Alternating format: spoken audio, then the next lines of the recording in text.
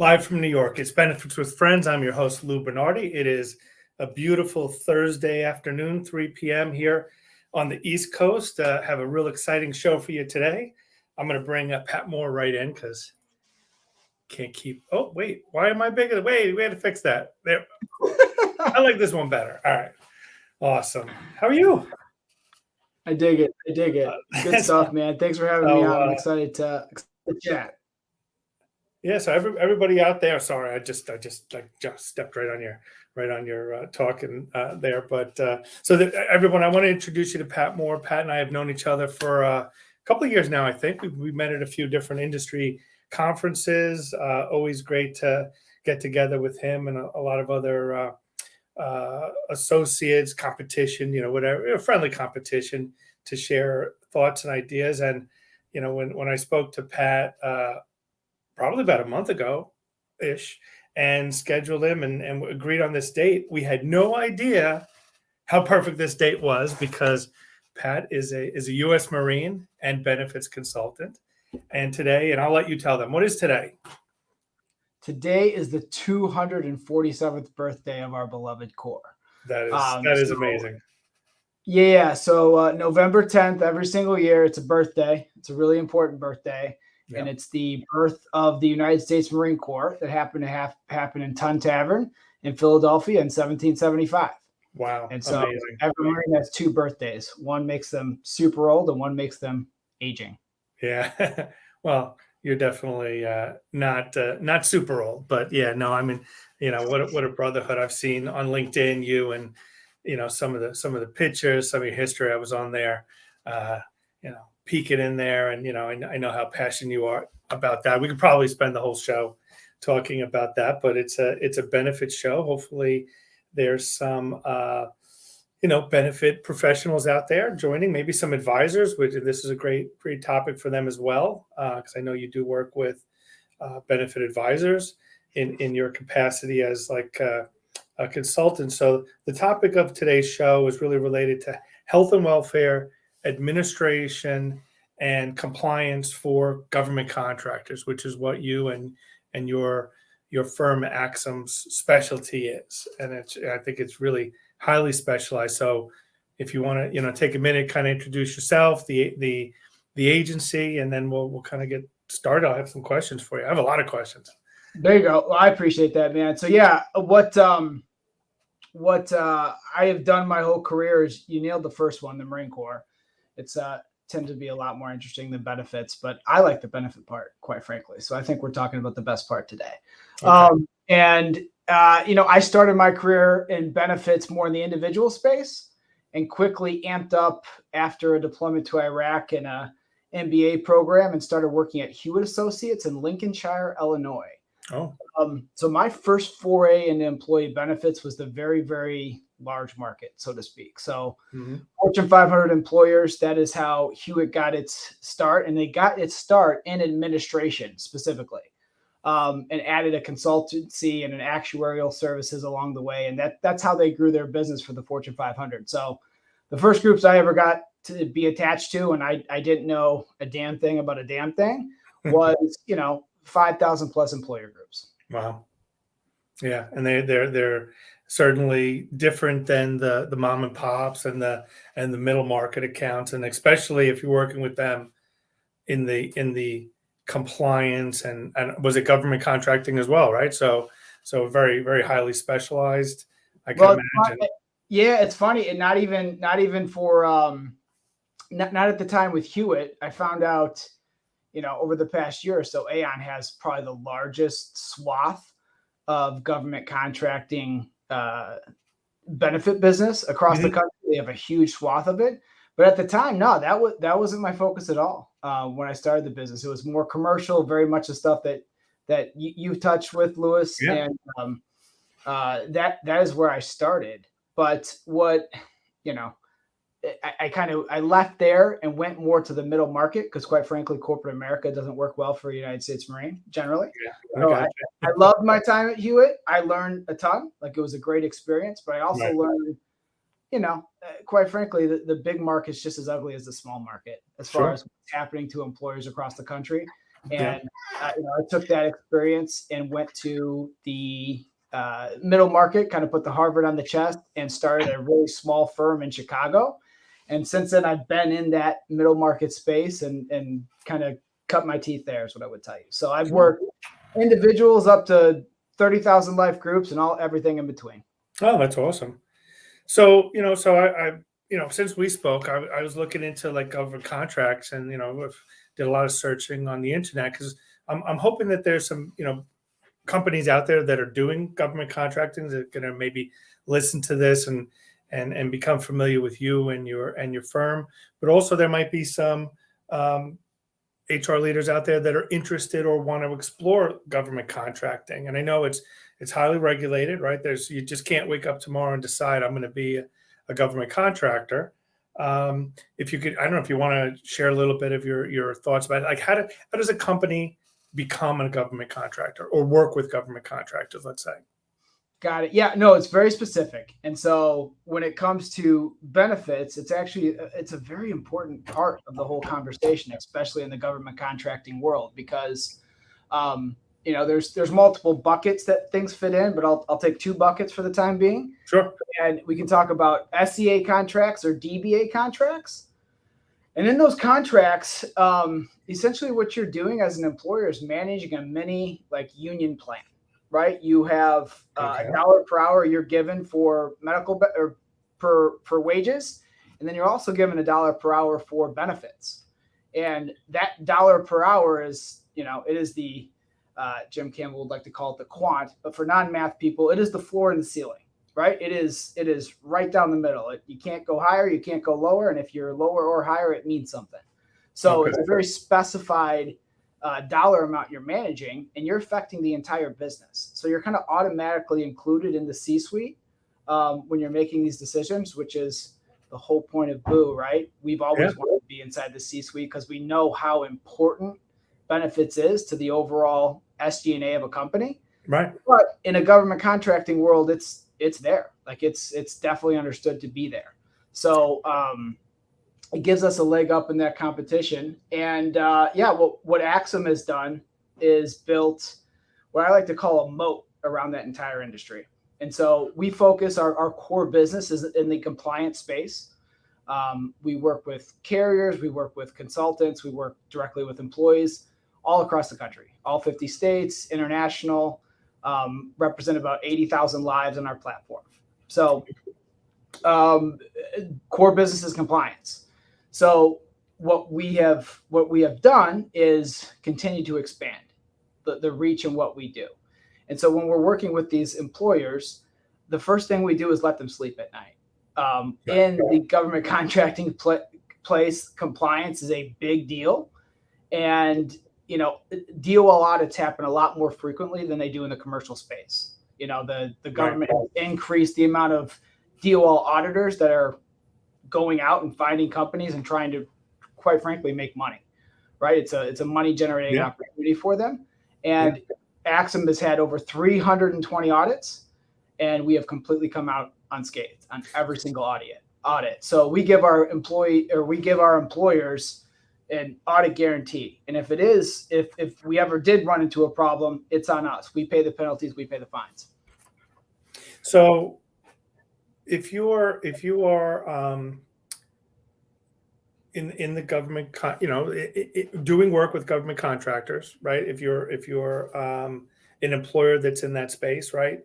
And I know you guys are unique because you're both a consultant for businesses that do government contract work, but you're also a government contractor yourselves, which is pretty unique. And I think that's probably a big deal because you have to walk the walk and talk the talk. You nailed it, man. You've done your homework. I love it. I did. Yeah, so we've that's exactly that. The business was formed as a government contractor so that we could sit on the same side of the table that our clients face. Yeah. So we understand, how they build up their fringe rates and how they actually look at themselves when they're bidding for work. Right. And so we sit on the same side of the table. We're the only one in the country that's done that. And it definitely makes us unique. So if you're in this space, you're an employer and you're working in this world. Give me an example. Like, so of the compliance. So you need to have your paperwork together. You need to know where you stand at any given time, because you have to. So when you say that they're, here's what you have to spend, like, because from what I understand, they're paying you part of your compensation, working with that government entity, is that they're giving you as part of your comp a certain dollar amount that must be spent on benefits. So you're Yeah. saying that if you're below that, you're violating it because they're allocating that amount of money to your spend. And I'll critique you just slightly. Yeah. It's kind of true. It's the idea that it matters. If you're above or below, it just matters. Not necessarily legally, but from Okay. a cash flow standpoint, from a business profitability standpoint. I got Because you. if you're more, you bid out at a certain rate. And so you're Right. not getting paid more from the federal government to do this work. You're immediately losing money as a business, right? Gotcha. That's Okay. a big deal. That's a big deal. And if you are, what happens a lot of the time, especially with smaller employers, is they pay out their benefits cash in lieu, meaning they don't have a benefit package and they just pay it out in cash. Well, Mhm. when you do that, FICA, FUTA, all the different 3-letter words that we all hate, Right. add to the cost of these benefits, and all of a sudden you're spending 20% more than you thought you were when you're throwing it Right. out cash in lieu, and that's a problem as well. So that's what I mean by that. Okay. And, yeah. So that's pretty interesting. It makes me think back over the last 30 years or so of the times that have been asked for reports and data and things like that.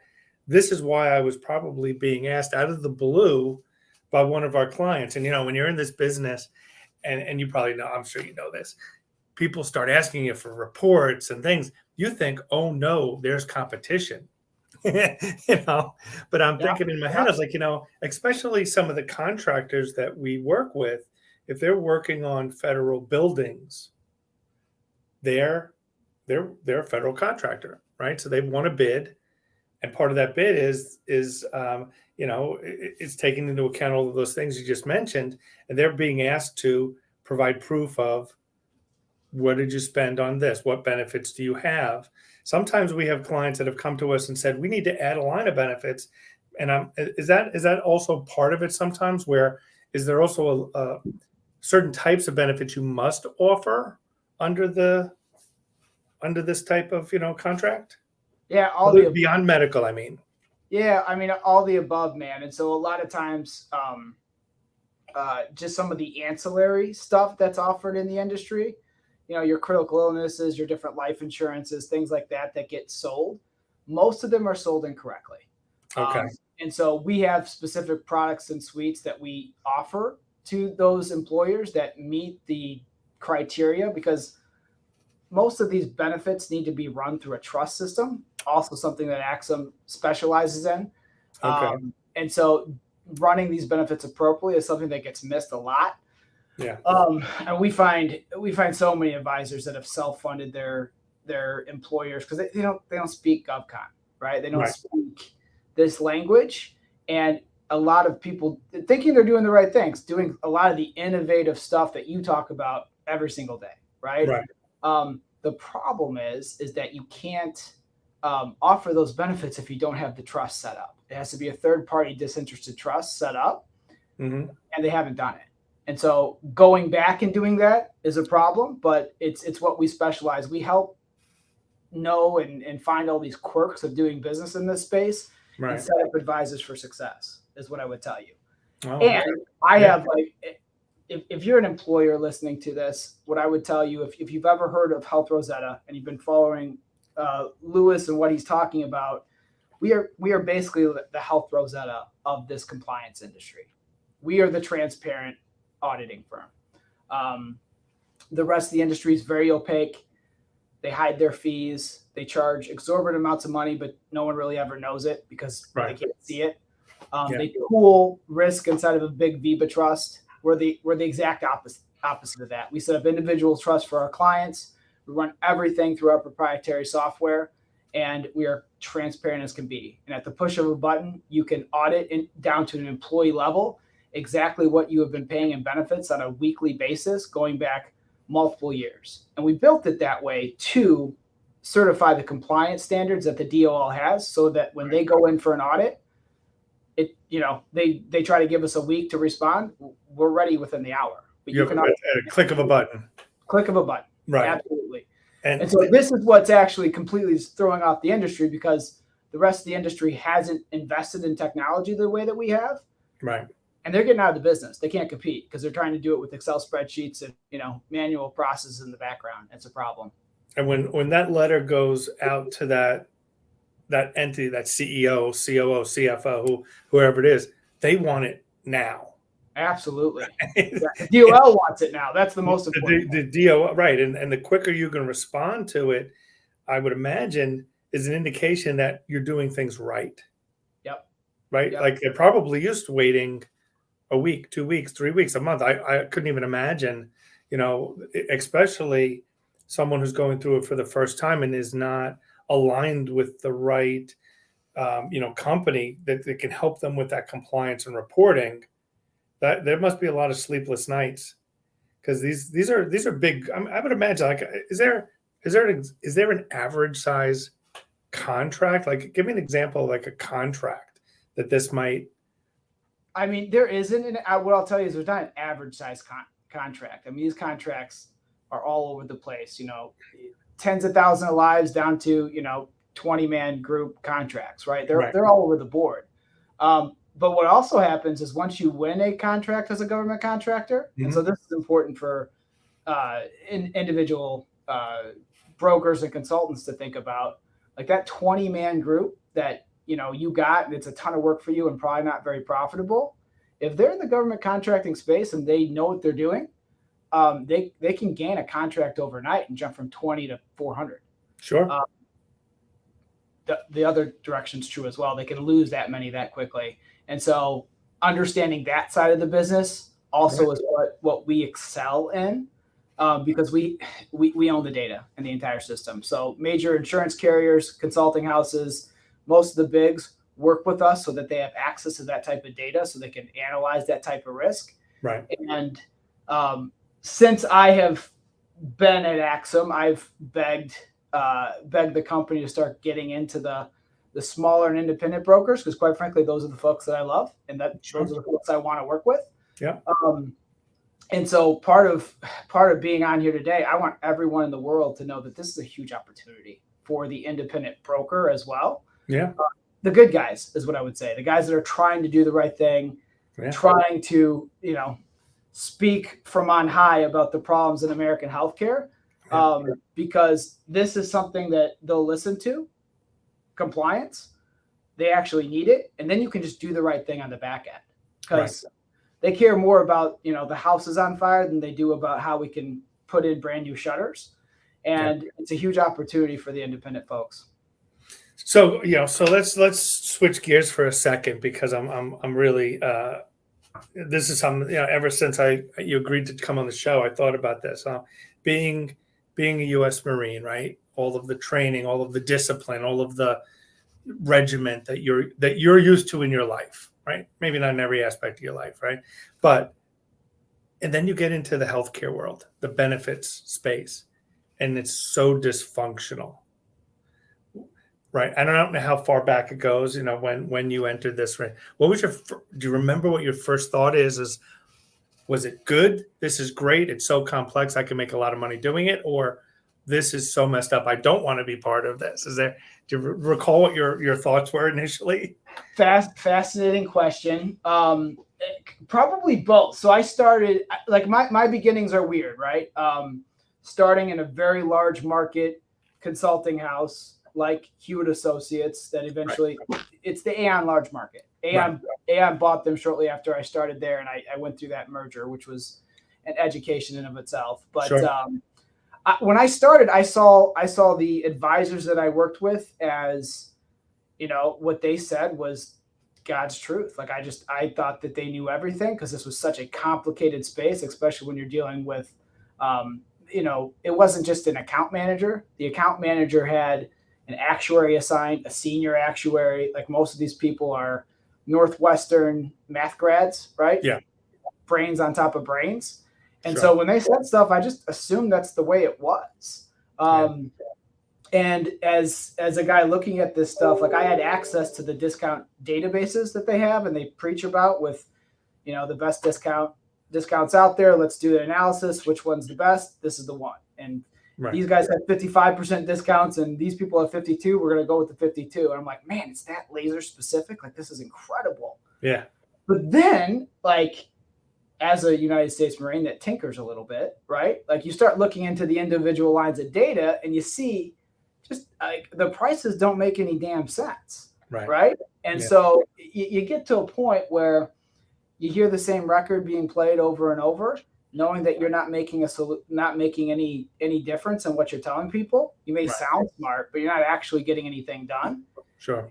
And that's where I deviated. And that drove me nuts, quite frankly, seeing how this works and not being able to protect people. I mean, that is what the military, especially the Marine Corps, prides itself on, is putting themselves in front of the bullets, putting themselves in front of the problems to save people and wanting to make a difference. And I almost got out of the industry because of that. Quite frankly, there's a lot of stuff you can do in the civilian world from a Marine Corps perspective, a lot of different business stuff you could do. And healthcare is a terrible conversation when the only thing you talk about is rising deductibles and how much the premium is going to go up every single year. Terrible conversation. And it got this close to completely leaving it. And it's all David Contorno's fault and Marshall Allen's fault. Yeah. Because in 2017, they wrote an article inside of Benefits Pro. Shout out to Benefits Pro. They were super, super helpful for me this year and invited me down to speak at the event this year. Yeah, I was there. And it just blasted actually my current employer at the time, which was amazing. Like I got to, it was highlighting David Contorno, right? And then it was blasting my boss, which was a very unique situation. And it took me down a rabbit hole of like, who is this David Contorno guy? What is this Health Rosetta stuff? And then Pat Moore sunk into complete networking. And I've talked to so many people across the good side of the industry since then. And it's been an absolute blessing. It's funny because, mine is, at 2017 also was my 25th year in benefits.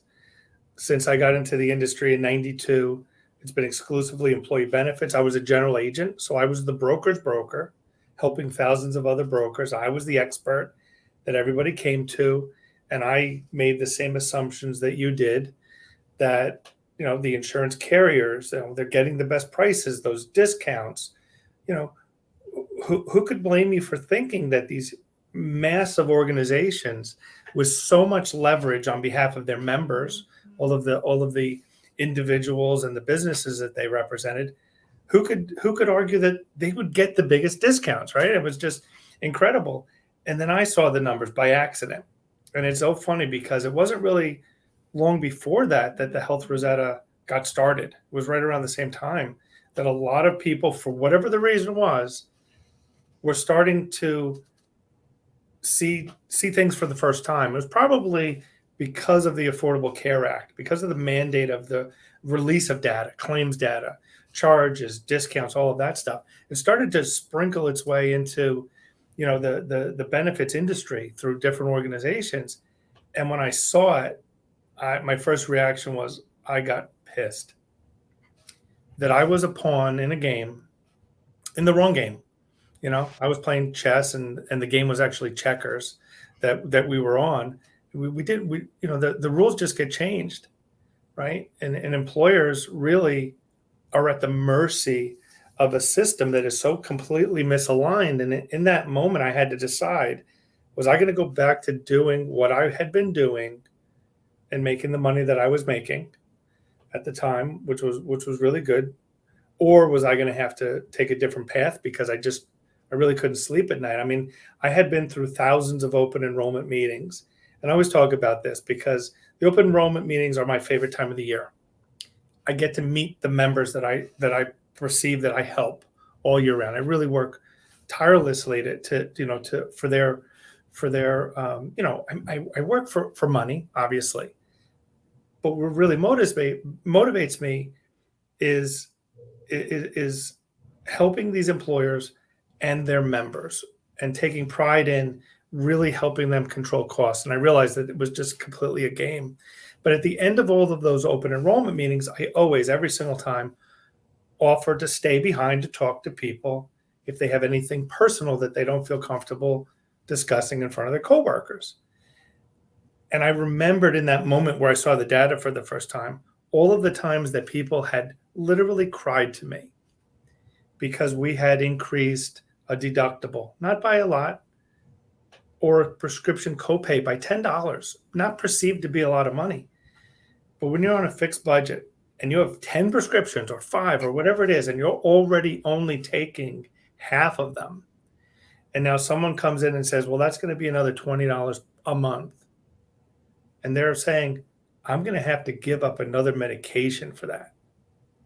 And then you fast forward it to this moment when I saw how much artificial prices and hidden profits were in pharmacy.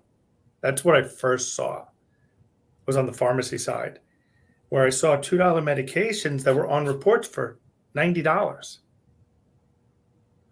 Like we're talking like 4,500% markup on generic medications. These are the medications that are most commonly filled. And then you think about like the specialty medications. The next report I saw was specialty medications, that were $5, $10, $15, $20,000 a month, to find out they're not. That's a fake price too. And that there's these rebates, these huge, significant rebates that are making their way back through the pharmaceutical company, back to the PBMs and the insurance companies, really for preferred placement on a prescription drug formulary, so that more can be filled to just drive up premiums. And, for a long time, it went unnoticed. And then something really interesting happened. So I'm going back to, I was selling insurance before there were networks. There was no managed care. There wasn't a network. You went to any doctor, you paid the doctor, and you got reimbursed. You had a relationship with your doctor. And then managed care came in with $2 copays, $5 copays, 100% coverage for prescription. There wasn't even a drug card. It was just part of the medical plan. You fast forward that to today, where people are literally walking around with family deductibles of $15,000, $17,000, and they have no coverage at all until they reach that out of pocket, and they're paying $24,000 a year for the privilege of having that plan. And then you can't think of, wow, how many people aren't, if they're not filling their prescriptions, how many people aren't getting their medical care, aren't even getting physicals or routine care, which, as we know, are most likely covered at 100%, and people don't know that. A lot of people don't realize under the Affordable Care Act that true well care, routine adult care, well child care, if it's truly routine, there's no diagnosis, it's covered at 100%, right? Yeah.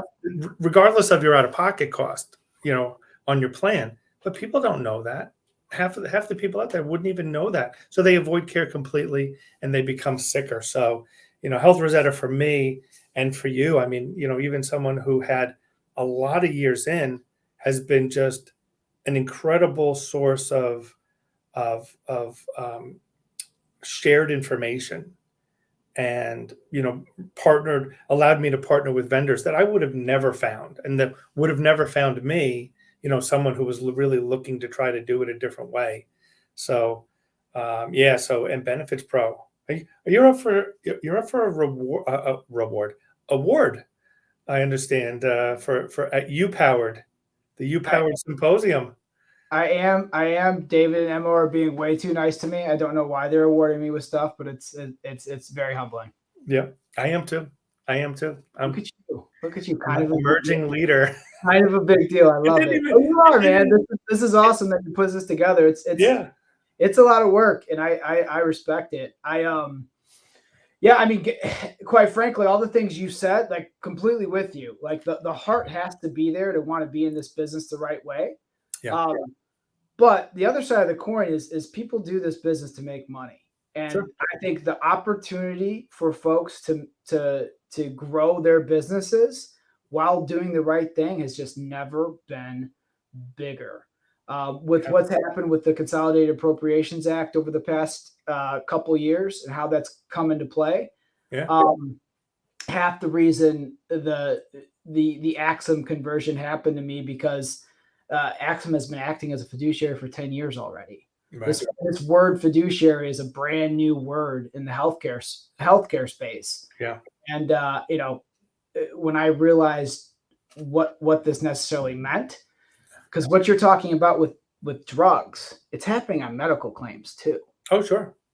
Don't kid yourself to think that carriers aren't making money on the claims that are coming through those bills, and we're finding it now because we put in front of all of our trust products with our self-insured TrueCare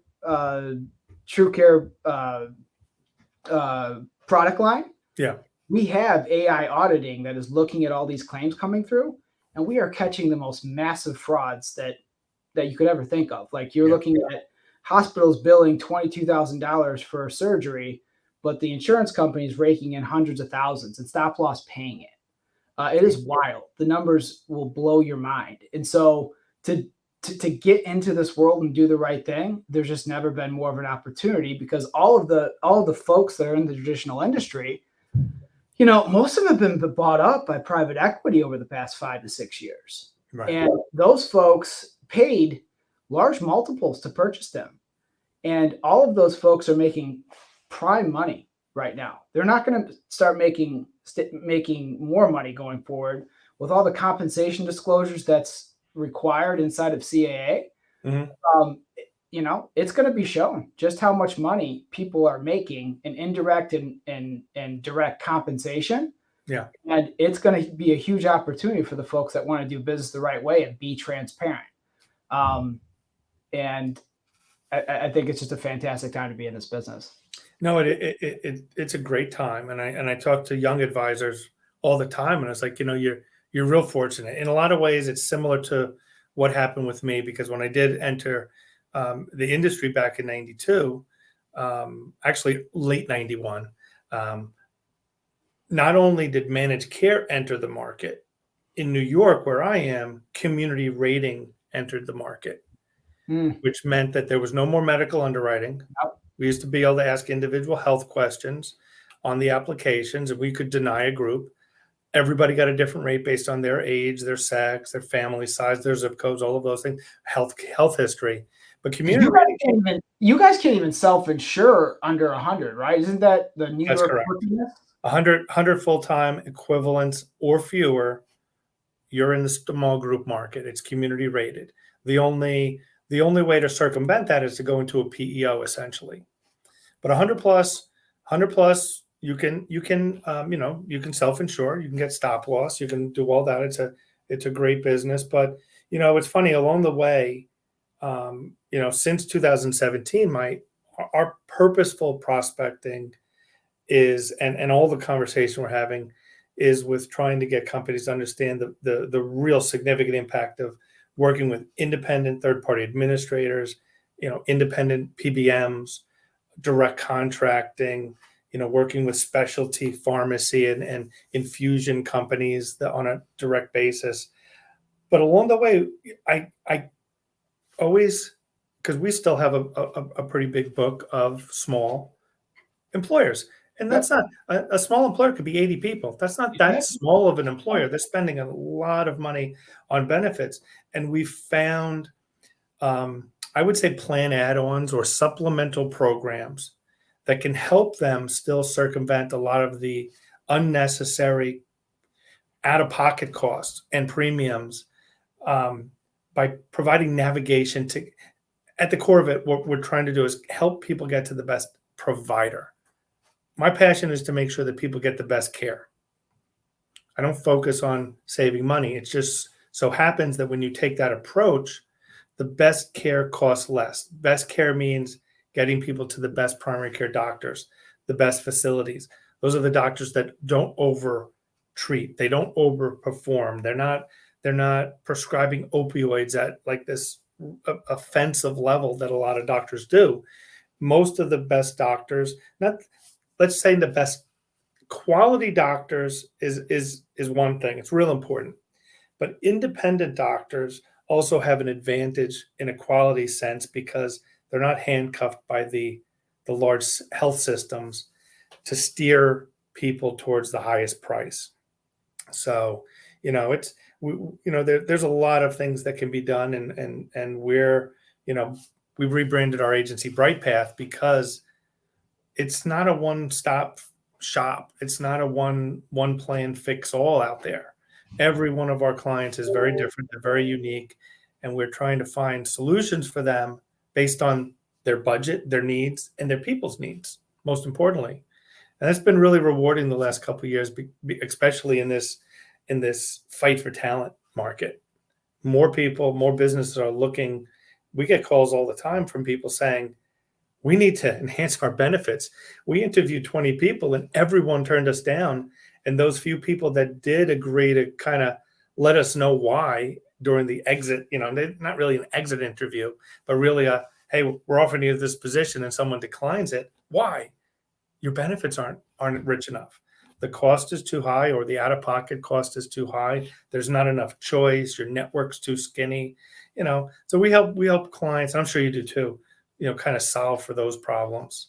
I do know, by the way, that there's an issue probably on LinkedIn with this video.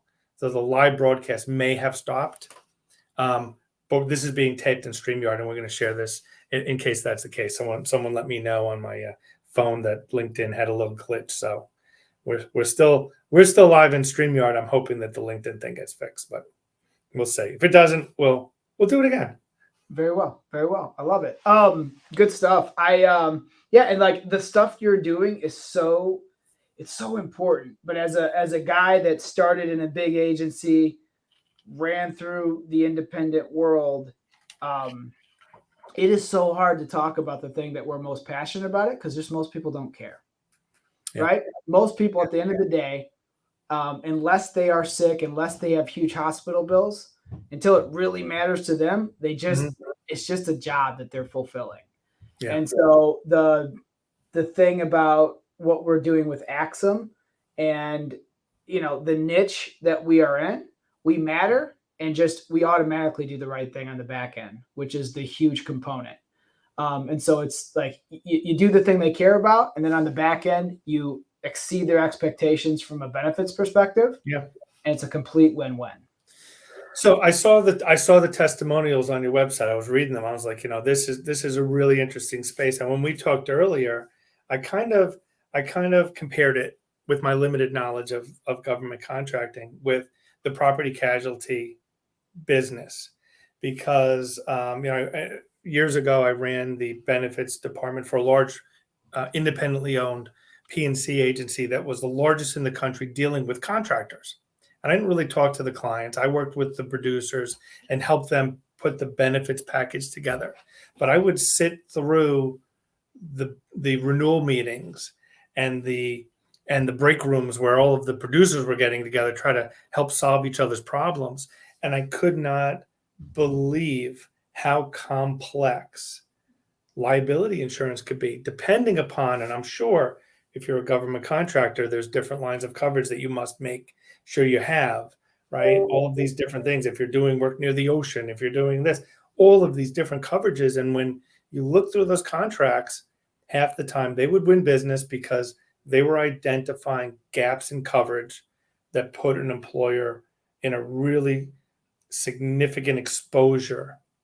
If something went wrong on that job, they did not have the coverage for it.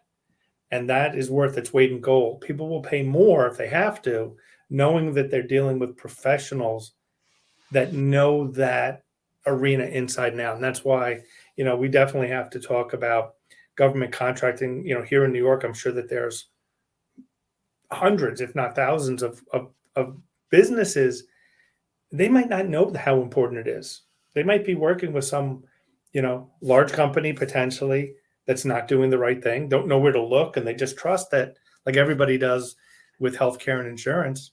Well, they're huge. They must know what they're doing. They must be doing the right thing for me, And I really applaud you guys for being able to not make it simple, but take the time to build the technology to put it at the as quick as being able to push a button to get reports, so you really know what that cost is. You're not keeping your customers in the dark and at your mercy.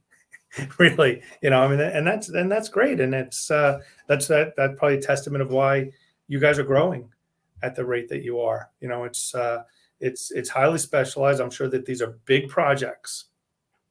Some of them might be real small. I mean, if you're working on the sidewalk outside of a federal building for one day, are you a government contractor?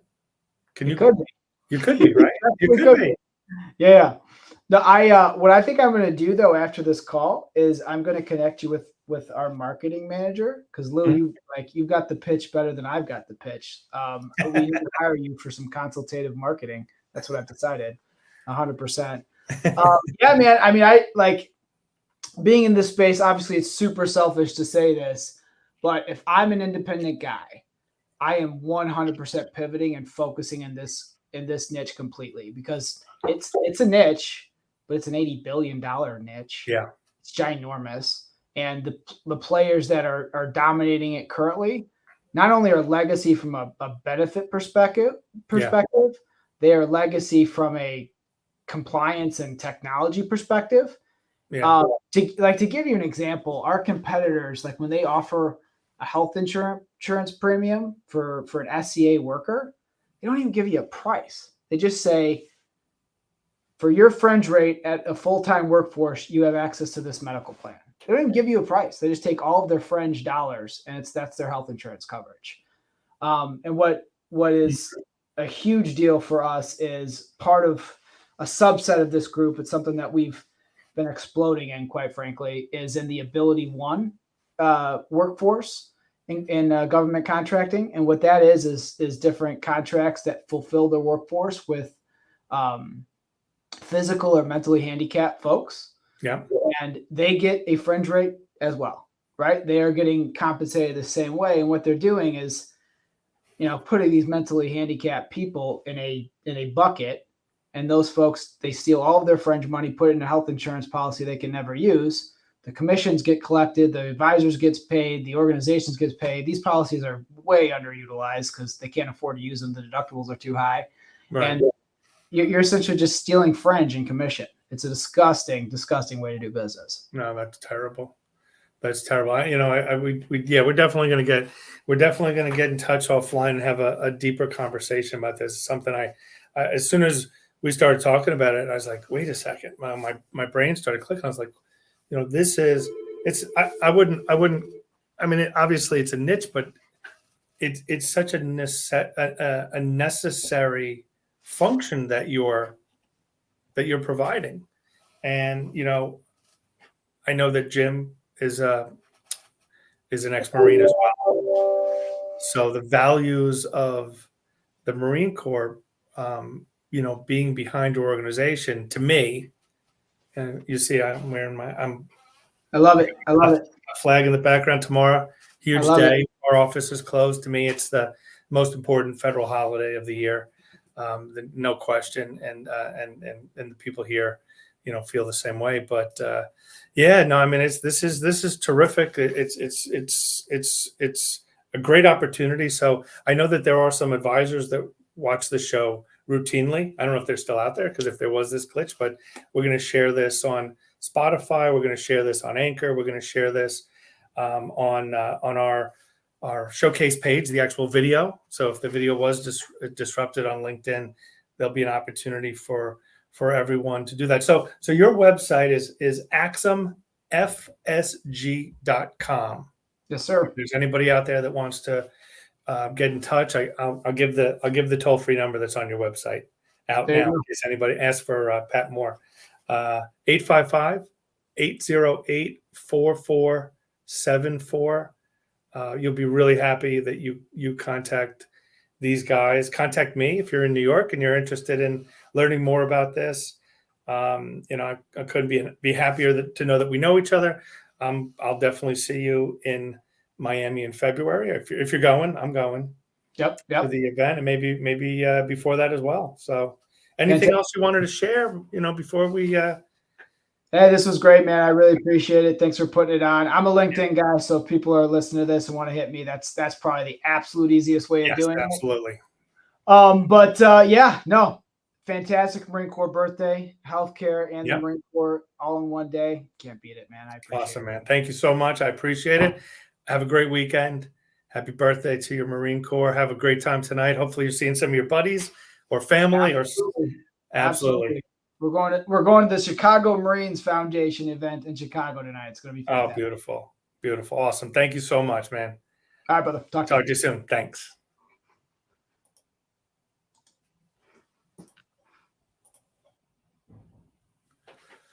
Hmm.